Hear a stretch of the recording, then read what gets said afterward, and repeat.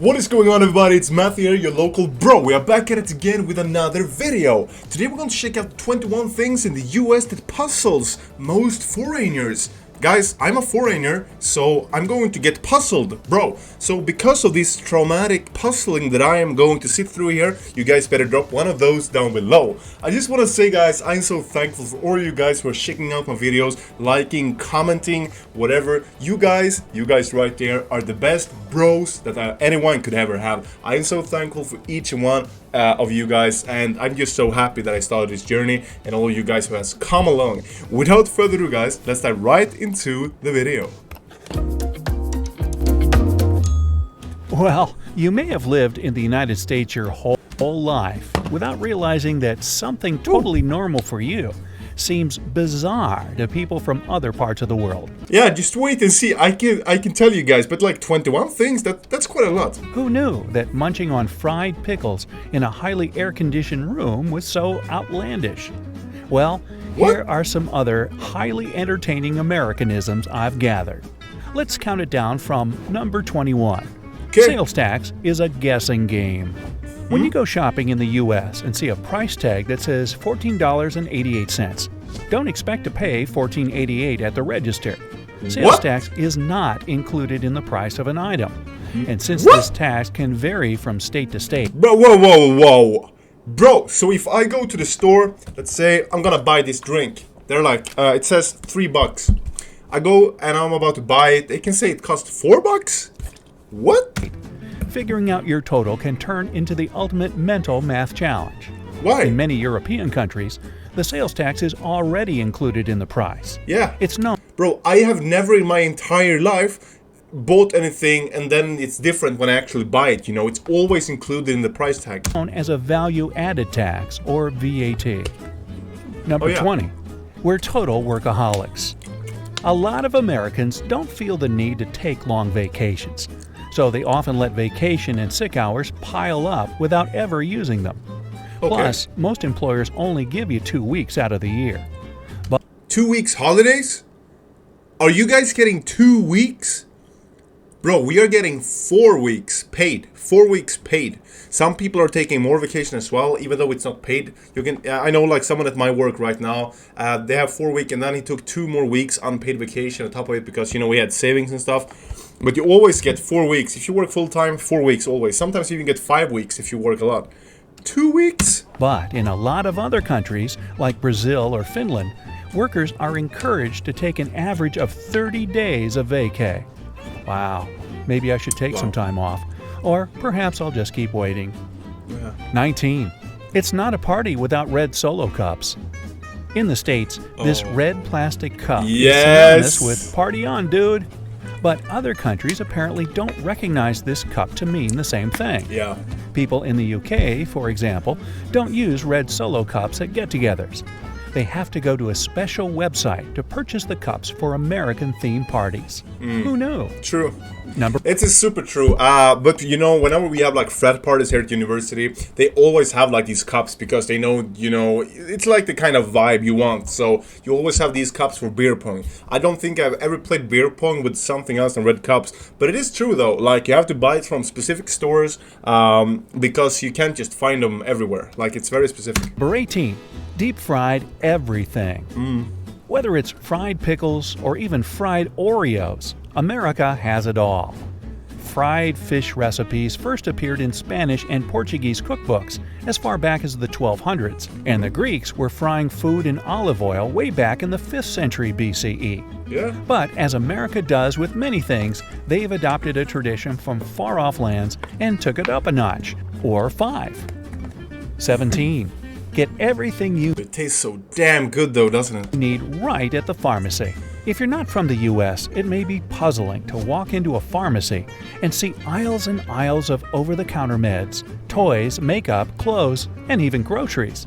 Unlike in other countries where pharmacies sell medicine and medical supplies exclusively, the ones in the U.S. are like small convenience stores where you can grab magazines, Tylenol, and a frozen pizza in one fell swoop. Really?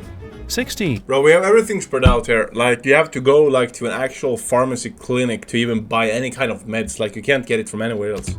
Fill her up. In America, if a restaurant doesn't offer free refills on fountain drinks, it's kind of strange. But in other countries, once you buy one beverage, that's it. Yeah. France banned refills on sugary sodas back in 2017 in order to combat the current obesity epidemic. But in the US, the idea of free refills is still alive and well. Same here. 15. If you don't like it, return it. Whether it's an ugly sweater from grandma or a heinous pair of earrings from an ex, if you don't like it, you can just return it. In America, making returns at stores is pretty normal and super easy. I mean, the US even has a National Returns Day in January, conveniently held for you to return holiday gifts you weren't too thrilled about. 14. But like, if you return it, like, do you get money? Like, is it like a separate store? Like, if I were to get a sweater from my grandma, can I just go to a store and return it there? And like, is it like that you give it to second hand, or like, what does it mean? Like, I don't know. You guys gotta let me know in the comments down below. I feel a bit dumb there, but you guys gotta enlighten me. What's going on with that? Tips for everyone. Oh yeah. Cab drivers, servers, hairdressers, you gotta tip them. Tips are acceptable for almost any service in the U.S. and sometimes consist of 25% of the bill. We haven't started tipping surgeons yet, but there are places in other parts of the world, such as Japan, that consider tipping incredibly rude, like in restaurants. Yeah. When you travel to different countries, it's important to learn their tipping etiquette so that you don't offend anyone. I would say in Sweden, it's kinda. I think the norm is to not tip, especially like when you're young, you're a student. You don't tip. And like when I think it's very rare that my parents would tip as well. I think when you're out, if you were out and the person that serves you, the waiter, is like very nice and provides you with very good service, you know, maybe they will talk with you. You guys will have a good conversation, you know, they will help you out. If there's something you don't like, no problem, they will fix it. Perhaps they give you some, they will make sure that you get like an extra cup of coffee for the dessert. Then you give them a tip. Like, but it's like, I think someone said that this is like the system in America because since it's included, restaurants will give the waiters like a very low paycheck because it's like included that the paycheck, a bit of it comes from tipping. Here you get like people that works here at a restaurant, they will get like a lot of money for doing so. So no one would need the tipping money. It's just like a nice fun extra, like that. 13. I'll take my coffee to go. Oh yeah. With a Starbucks on every corner, it's very normal to see people toting around a coffee as they shop, commute to work, and whatever else at all times of the day. But in many parts of the world, coffee is meant to be sipped on while seated and enjoying the paper or chatting with friends. Tugging your coffee along with you throughout the day might be due to the fact that the cups are huge and take longer to drink. Who's got that kind of time to be sitting in a cafe for hours? Sounds like fun to me. Number 2. I would say 50-50. Coffee to go is very common, but also sitting at a cafe drinking coffee is also very common. So I would say it depends, but I think it's good. I actually prefer most of the time a coffee to go because, you know, I just don't want to sit around and waste my time in a cafe, unless I'm like on a date or something. 12. The land of ice-cold drinks. Now, speaking of drinks, if it's not a hot coffee or cocoa, then it's probably got ice in it. Tea, coffee, lemonade, soda, water. Americans like it on the rocks. If you go elsewhere in the world, odds are you'll be sipping your soda at room temperature, or maybe slightly refrigerated if you don't specifically ask for ice. Depends. Number 11. Keeping the AC on at all times. Americans must have an aversion to being hot. In many parts of Europe, people simply don't use air conditioning as much as they do in the States. Here, it's expected to always have the AC blaring, and a lot of... I feel like it really depends, bro. We have so much ACs at least going on over here, but like it works. I don't know if this is supposed to be just works or at home of the people, but I mean, like, all my friends have ACs. I have an AC as well. My gym has an AC. The office has an AC. So I think it really depends. Visitors find it pretty strange and quite chilly. But come on, it makes sense. If you're cold, you can layer up. If you're hot, all you can do is suffer and complain about it. Number 10. Looking at dollars is a snooze fest. I remember going to Europe for the first time and thinking their banknotes looked like Monopoly money. And I guess a lot of countries have bills of different colors and sizes depending on the value, like Swedish krona and Russian rubles. But not in the US. It's all greenbacks, baby. Sure, 10s look a little yellowy, 50s are kind of pinkish, and Benjamins seem bluer than the others. But still, US dollars definitely aren't as fun and rainbowy as other currencies. No. Number 9. I don't think that's weird. I mean, like, bro, it's just a different currency. I think they look good. Giving a thumbs up. In America, even little kids know a thumbs up means good job, way to go, or anything positive like that. But if you travel to Greece or the Middle East and give this common American gesture, you probably won't make too many friends. Hey, how about giving this video a thumbs up for the useful tip? True. Yeah, if you give someone a thumbs up in Sweden, bro, you're probably just gonna get a thumbs up back, bro. No big deal. Number 8.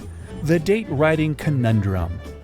So many visitors to the US get really confused by the month, day, year thing, because most parts of the world write the day, then the month, then finally the year. Yeah. There's no clear historical reason why the US insists on writing the day differently, but we just do. Number 7. Why? Pre-baby baby showers. Many cultures celebrate a new baby coming into the world, but America is one of the few places that does this before the baby actually gets here.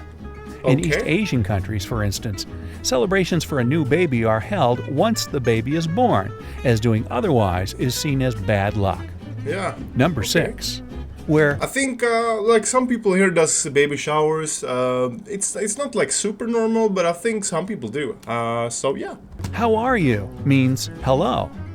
Sure, people ask each other how they're doing in other countries, but Americans often use this phrase as a replacement for hey or hello. It doesn't even require a real response.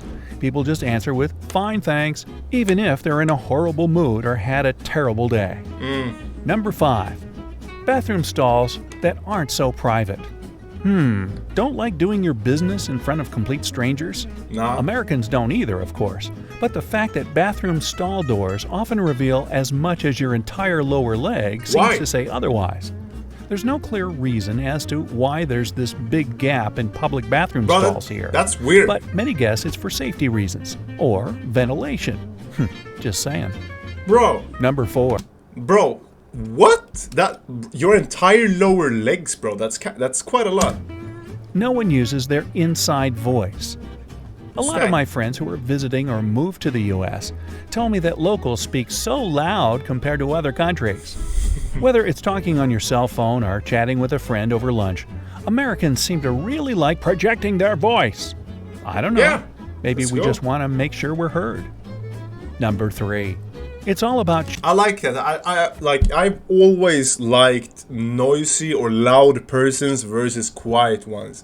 Like, you want someone, you know, that express themselves, that talk, that use their mouth, you know? Talk. Volume up. choices. Be loud.